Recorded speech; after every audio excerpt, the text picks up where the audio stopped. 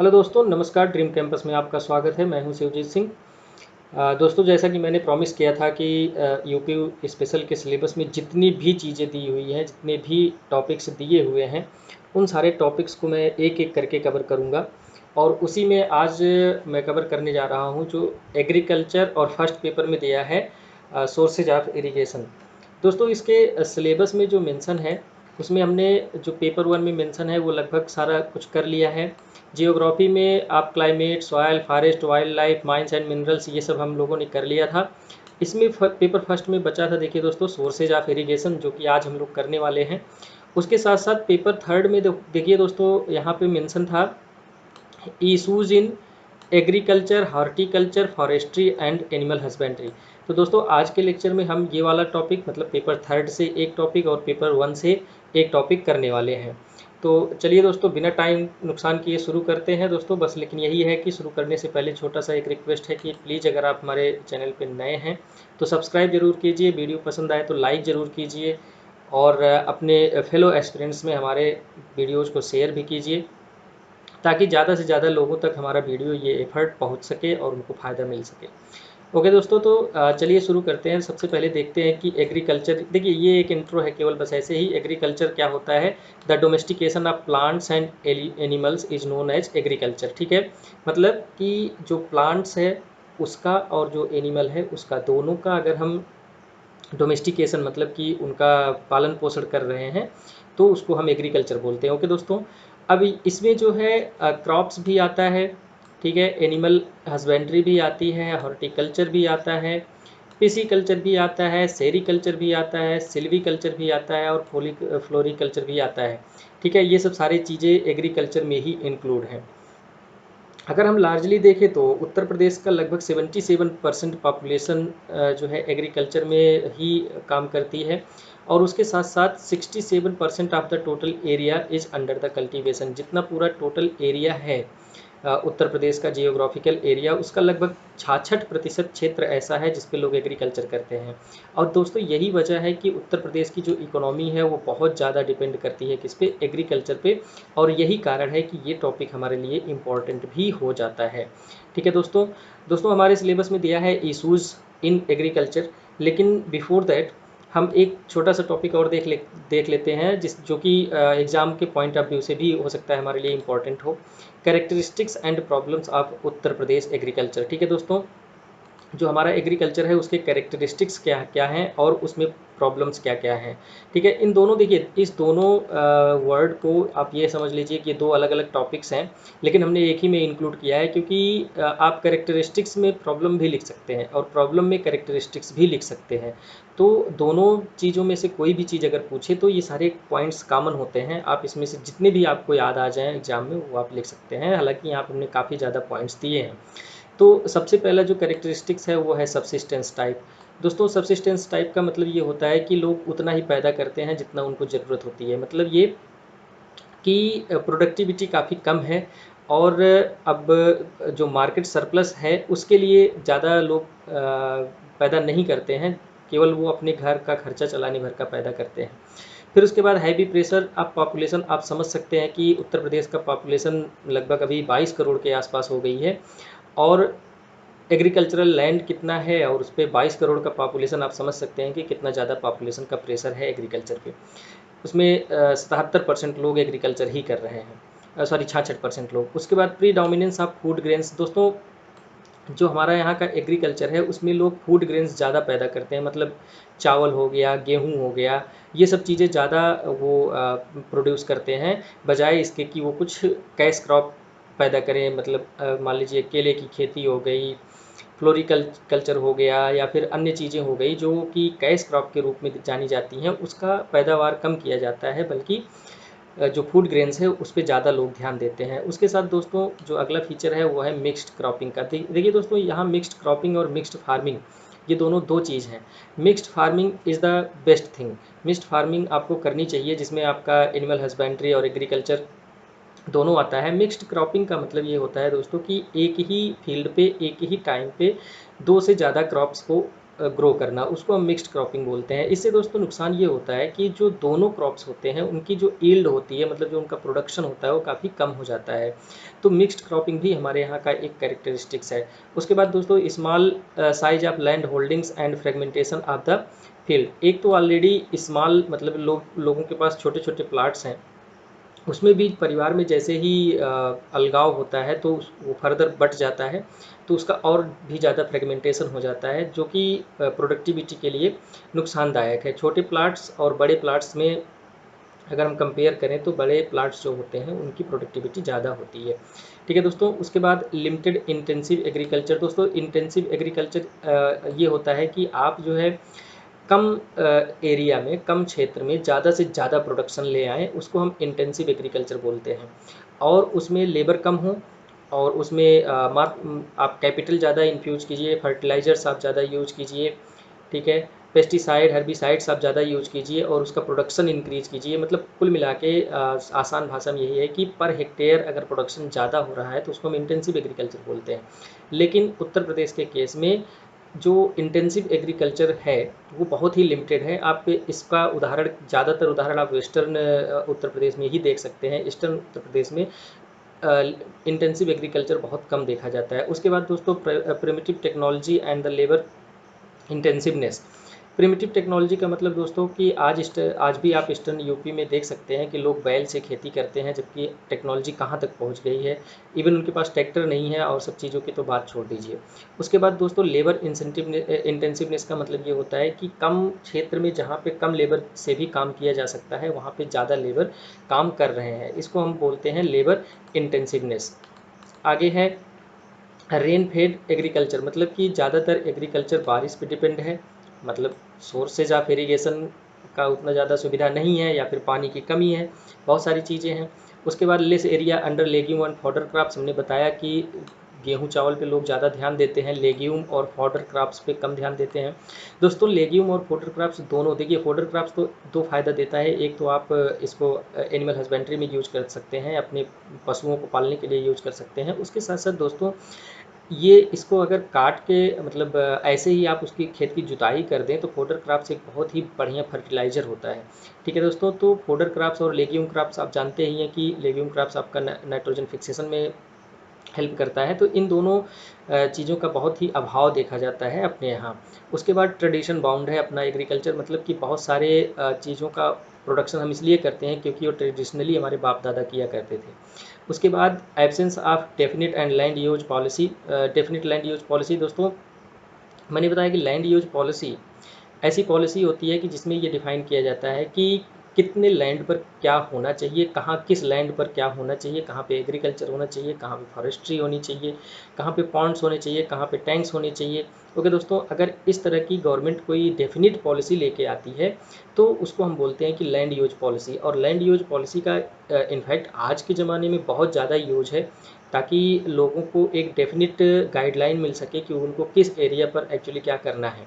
इससे क्या होगा दोस्तों कि जो लैंड है उसकी कैपेबिलिटी के अनुसार, उसकी कैपेसिटी के अनुसार उसका यूज होगा, जिससे जो लैंड है उसकी प्रोडक्टिविटी को बढ़ाया जा सकता है। तो लेकिन उत्तर प्रदेश के केस में, इवन इंडिया के केस में आप देख लीजिए, कोई definite land use policy government की नहीं है। उसके बाद दोस्तों lack of marketing and the storage facilities.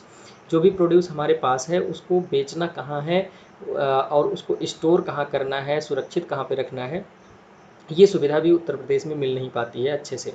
उसके बाद लो status of agriculture in the society, मतलब ये कि अगर आप एग्रीकल्चर कर रहे हैं, आप अगर खेती कर रहे हैं तो आप एक को सोसाइटी कहती है कि तो टिपिकल किसान है, और वही आप अगर पढ़ लिख के कहीं कुछ और बन जाते हैं तो सोसाइटी में आपका ज़्यादा नाम होता है। इवन आप अगर केवल बाहर कमाने चले जाते हैं तो सोसाइटी में लोग आपको दूसरी तरह से देखते हैं, लेकिन एग्रीकल्चर अगर आप कर रहे हैं तो उसको आपको सोसाइटी में दूसरी तरफ से देखते हैं। ठीक है दोस्तों, उसके बाद लैंड टेनेंसी, मतलब कि लैंड को रेंट पे दे करके लोग कुछ और कर रहे हैं, लोग बाहर चले जा रहे हैं, तो ऑब्वियसली जो टेनेंट है, जो उस पर काम करने वाला है, चूँकि उसका लैंड नहीं है तो उस पर वो उतना ज़्यादा एफर्ट नहीं डालता है, क्योंकि उसको पता है कि आज नहीं तो कल ये लैंड तो हमारे लैंड ओनर के पास चला जाएगा, तो इस पर हम इतना ज़्यादा मेहनत क्यों करें। ठीक है दोस्तों, उसके बाद poverty and independence of farmer, गरीबी है और उसके साथ साथ कर्ज में डूबे हुए फार्मर्स हैं, तो वो बहुत ज़्यादा इन्वेस्ट नहीं कर पाते हैं एग्रीकल्चर में बहुत, इसलिए जो है उसमें इनोवेशन भी नहीं हो पाता, मॉडर्न टेक्नोलॉजी भी नहीं आ पाती है।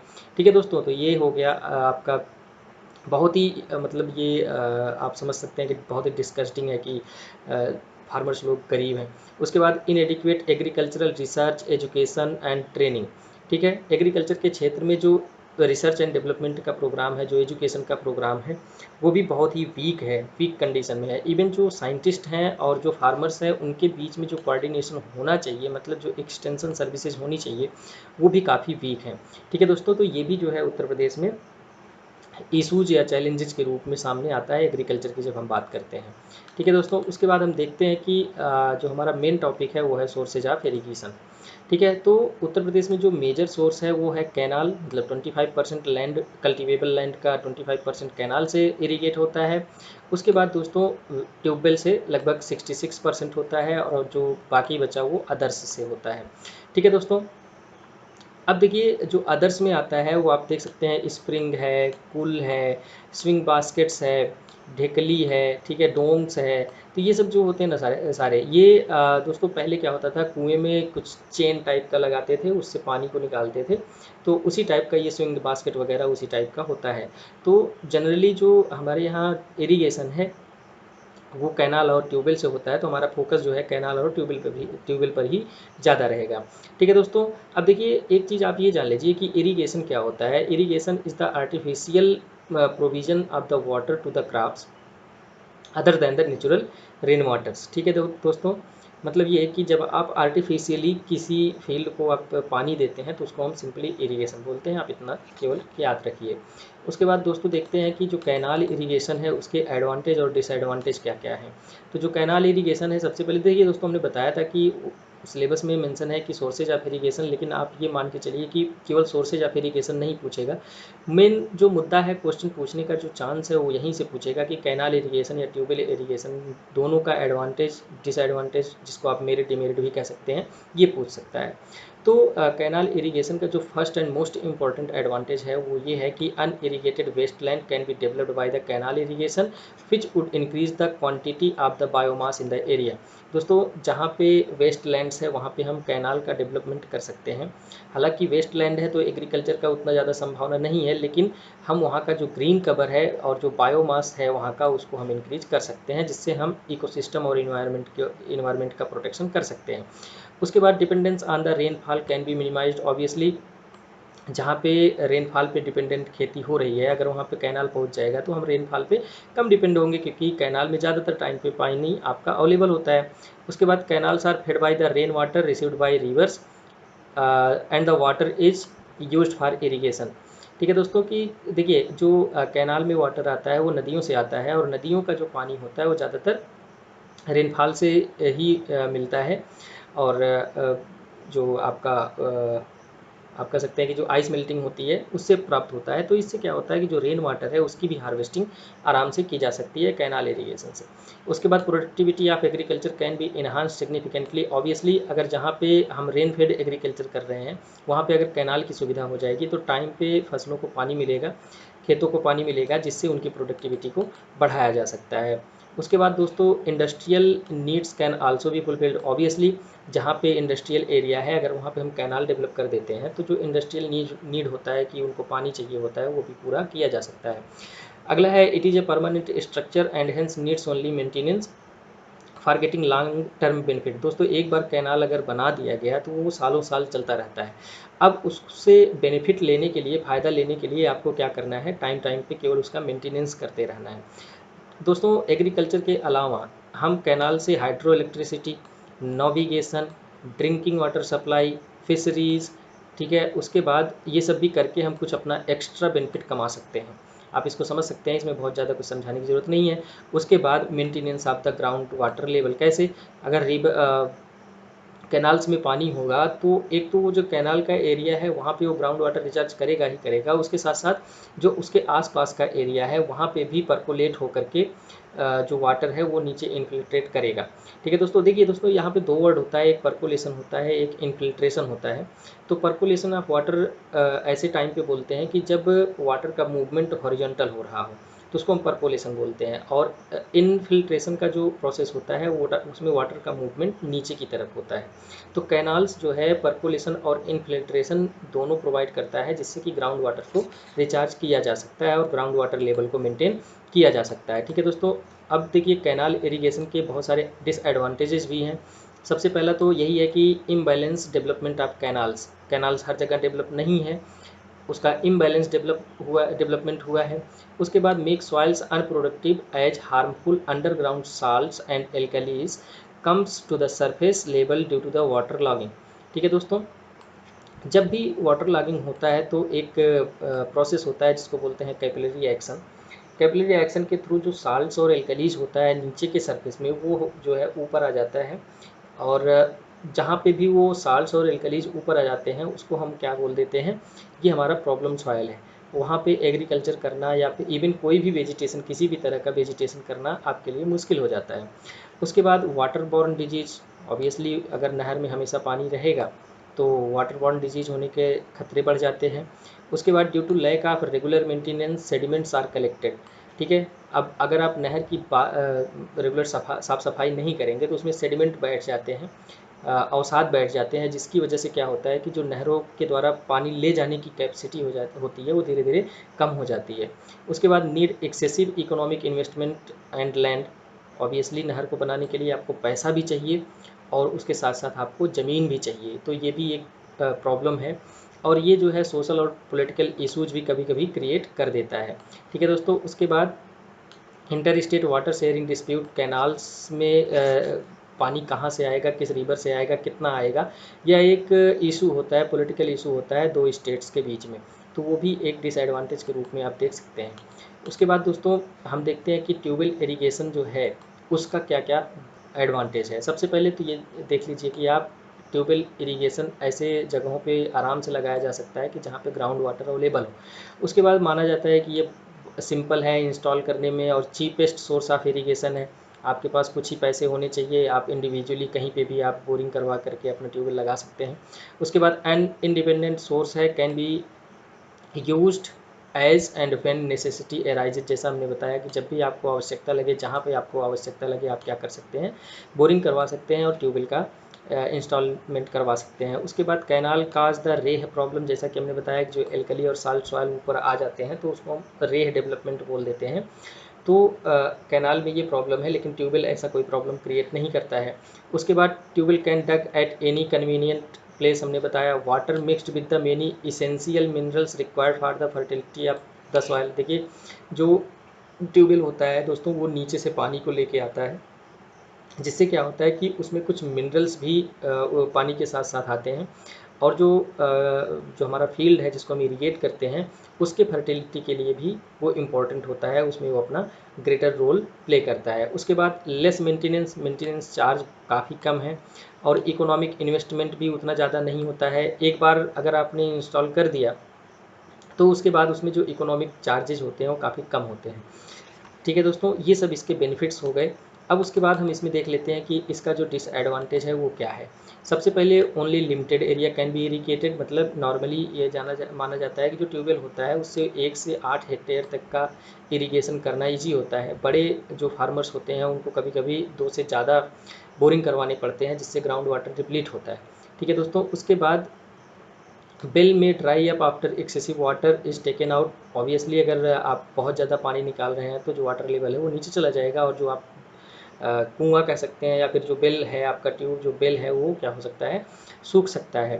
ठीक है दोस्तों, उसके बाद एक बहुत बड़ी प्रॉब्लम ये है कि जब ड्रॉट आता है, मतलब जब सूखा हो जाता है, तो उस समय पे वाटर लेवल बहुत नीचे चला जाता है और ट्यूबवेल्स को पानी नहीं मिल पाता है, जिससे इरिगेशन नहीं हो पाता है। जबकि जो ड्राउट कंडीशन होता है, जो सूखे का कंडीशन होता है, उस समय पे वाटर की ज़रूरत ज़्यादा होती है और उसी समय पे वाटर लेवल नीचे चला जाता है और हमको वाटर नहीं मिल पाता है।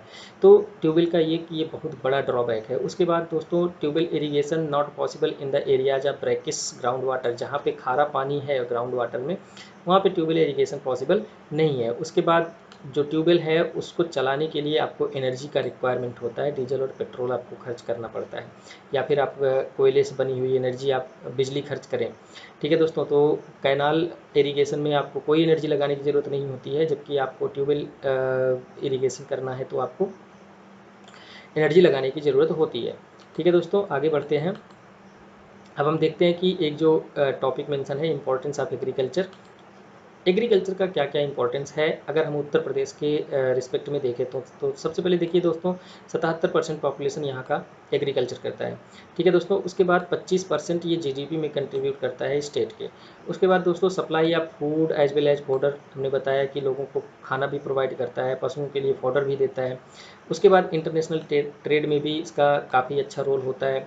उसके बाद दोस्तों एग्रीकल्चर रॉ मटेरियल प्रोवाइड करवाता है इंडस्ट्रीज़ के लिए, सपोज दैट कि कॉटन इंडस्ट्री है तो कॉटन प्रोवाइड करवाता है, जूट इंडस्ट्री है जूट प्रोवाइड करवाता है, पेपर इंडस्ट्री है तो पेपर प्रोवाइड करवाता है। तो multiple types of materials is provided by the agriculture as a raw material for the industries. उसके बाद दोस्तों सिग्निफिकेंस इन ट्रांसपोर्ट कैसे, अब आप सोचिए कि एग्रीकल्चरल जो प्रोडक्ट है उसको अगर एक जगह से दूसरी जगह ले जाना है, इंडस्ट्री से मार्केट ले जाना है, या फिर रॉ मटेरियल्स को फार्मर के खेत से आपको इंडस्ट्री तक ले जाना है तो आपको ट्रांसपोर्टेशन की ज़रूरत होती है। तो ये ट्रांसपोर्टेशन में काफ़ी अच्छा रोल निभाता है। इवन जो सरकार का इनकम होता है, जो रेलवे का इनकम होता है, जो रोड ट्रांसपोर्ट का इनकम होता है, उसमें काफ़ी जो कंट्रीब्यूशन है, काफ़ी हद तक कंट्रीब्यूशन है वो एग्रीकल्चर ट्रांसपोर्ट का होता है। उसके बाद दोस्तों हमने बताया कि फॉरेन एक्सचेंज रिजर्व भी इससे हम कमाते हैं विदेशों में बेच करके। उसके बाद एम्प्लॉयमेंट अपॉर्चुनिटी तो है ही है, अगर एग्रीकल्चर को ट्रांसफार्म किया जाए, मॉडिफाई किया जाए तो बहुत ही काफ़ी बड़े लेवल पे हम एम्प्लॉयमेंट क्रिएट कर सकते हैं। उसके बाद दोस्तों इकोनॉमिक डेवलपमेंट, ऑब्वियसली अगर किसी भी स्टेट का आप इकोनॉमिक डेवलपमेंट करना चाहते हैं तो उसके तीनों सेक्टर्स पे आपको फोकस करना होता है। अगर एग्रीकल्चरल सेक्टर आपका वीक रहता है तो जो इंडस्ट्रियल सेक्टर है उसका डेवलपमेंट भी अच्छे से नहीं हो पाता है। उसके बाद सोर्सेज ऑफ सेविंग, ऑब्वियसली अगर आप मार्केट सरप्लस कर रहे हैं, आप जो है ज़्यादा उत्पादन कर रहे हैं तो आपका इनकम बढ़ेगा और आपकी सेविंग भी बढ़ेगी, और उसके साथ साथ आपका food security is the most important factor for the agriculture. ठीक है दोस्तों, तो ये हो गया इंपॉर्टेंस ऑफ एग्रीकल्चर। उसके बाद दोस्तों जो अगला टॉपिक मेंशन है वो है इशूज़ इन द एग्रीकल्चर। ठीक है दोस्तों, horticulture, forestry and then animal husbandry. दोस्तों एग्रीकल्चर में क्या इशूज़ हैं इसको तो हमने देख लिया, अब हम देख लेते हैं कि हॉर्टिकल्चर, फॉरेस्ट्री और एनिमल हस्बेंड्री में क्या क्या इशूज़ हैं। ठीक है दोस्तों, देखिए यहाँ सिलेबस में केवल इशूज़ मेंशन किया है, लेकिन आप केवल इशूज़ पढ़ के मत जाइएगा। मेरा रिकमेंडेशन है कि आप थोड़ा सा हॉर्टिकल्चर या जो भी इसमें एनिमल हस्बेंड्री है उसके थोड़े से बेसिक्स आप पढ़ के जाइएगा कि इसके इम्पोर्टेंस क्या होते हैं, इससे हम कैसे क्रॉप डाइवर्सिफिकेशन कर सकते हैं, कैसे एग्रीकल्चरल डाइवर्सिफिकेशन कर सकते हैं, और कैसे फार्मर्स का इनकम हम इससे बढ़ा सकते हैं। तो आप इसको जो है जनरल पॉइंट्स हैं, आप इसको एक बार कहीं से भी इंटरनेट पे या कहीं पे भी आप इसको देख लीजिएगा।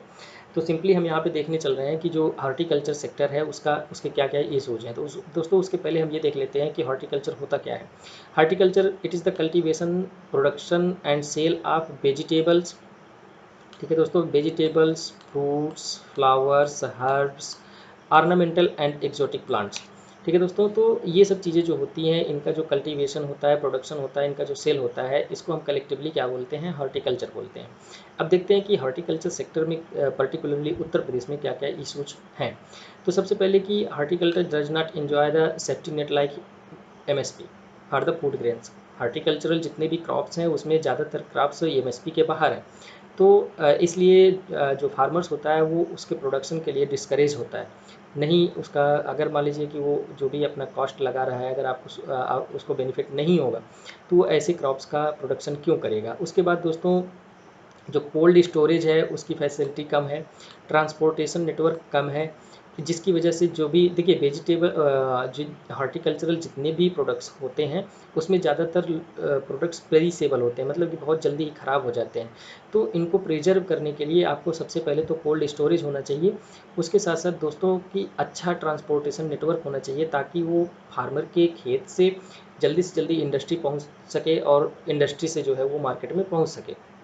उनकी प्रोसेसिंग अच्छे से की जा सके। तो उत्तर प्रदेश में ट्रांसपोर्टेशन और कोल्ड स्टोरेज का भी काफ़ी ज़्यादा इशू है। उसके बाद very less or limited input by the machinery equipment, so it is tough to minimise the time restraints.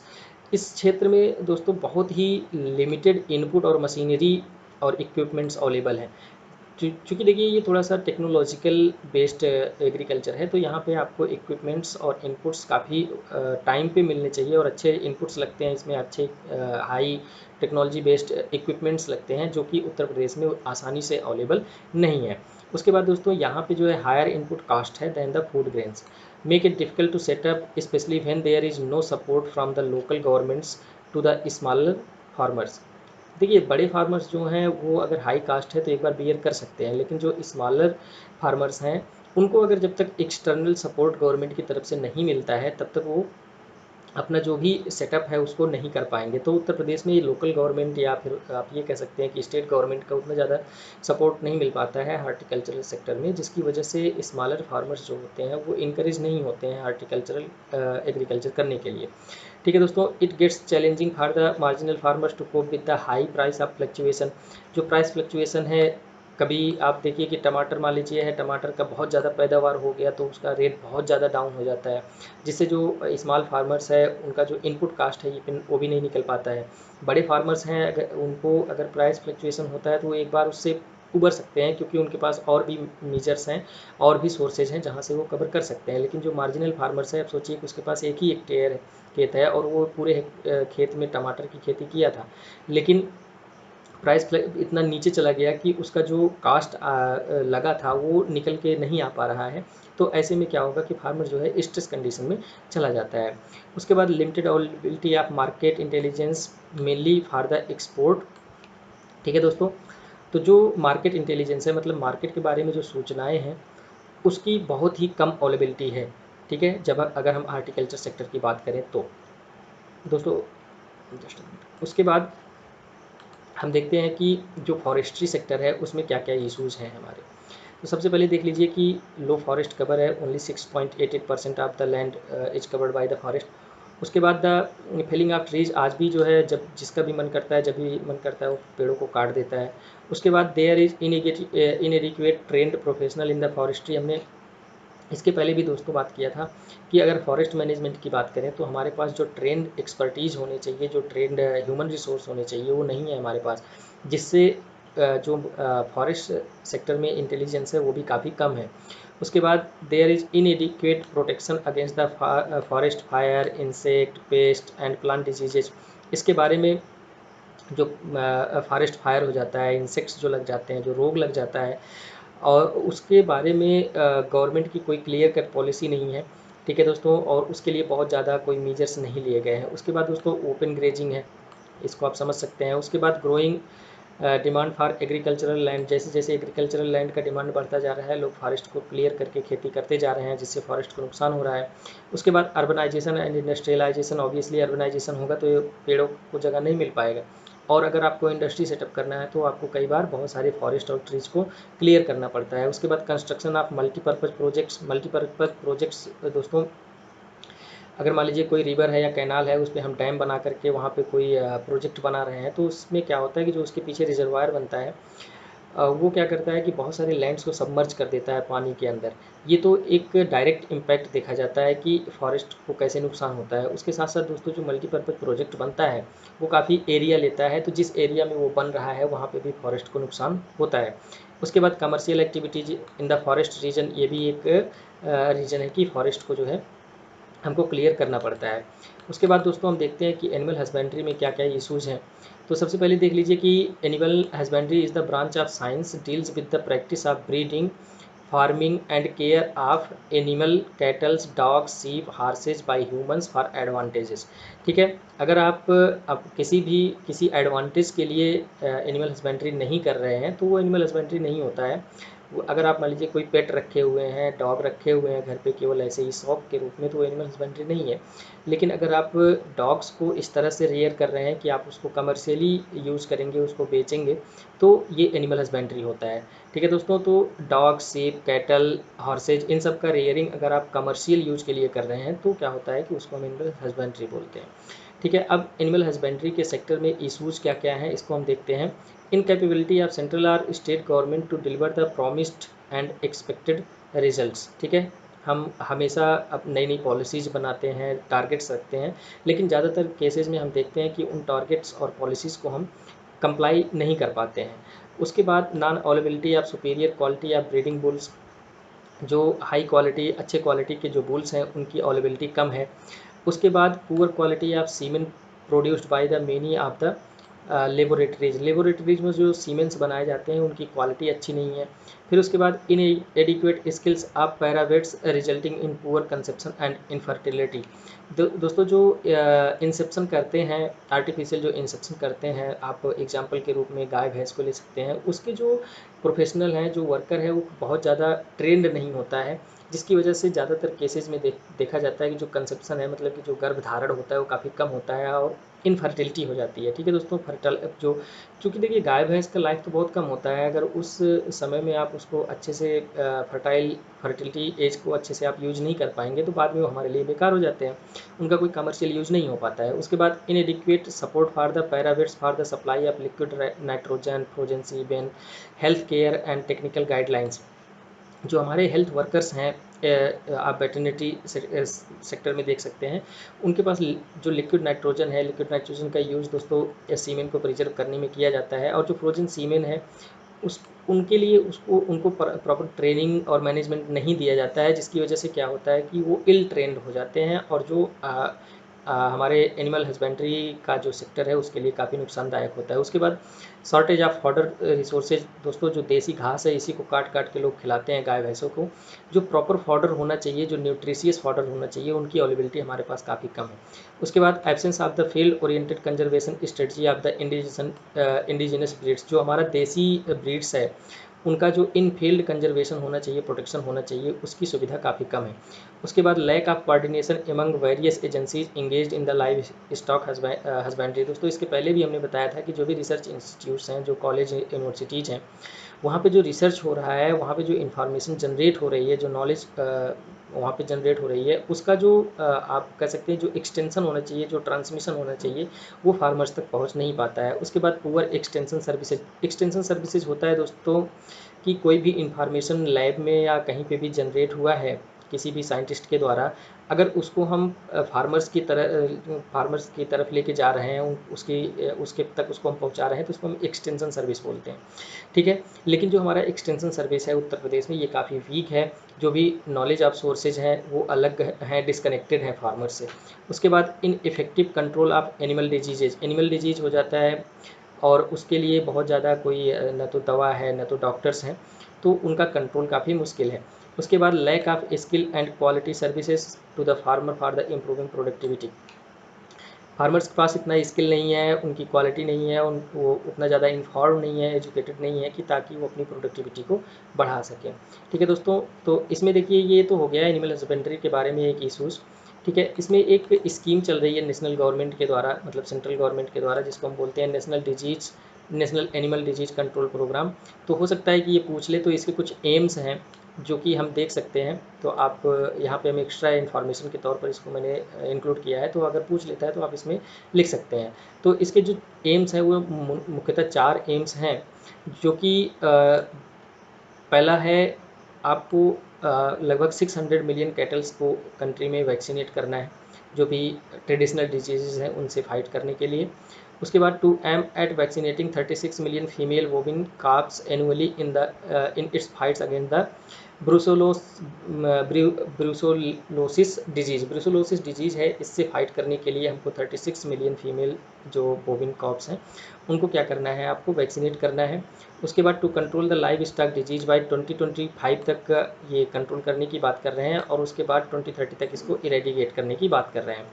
ठीक है दोस्तों, तो जो इस प्रोग्राम में जो लाइव स्टॉक्स इंक्लूड है उसमें आप कैटल्स देख सकते हैं, बफेलो है, सीप है, गोट्स है, पिग्स है। ठीक है दोस्तों, तो ये सब आप लिख सकते हैं उसमें अगर ये क्वेश्चन पूछा जाता है तो।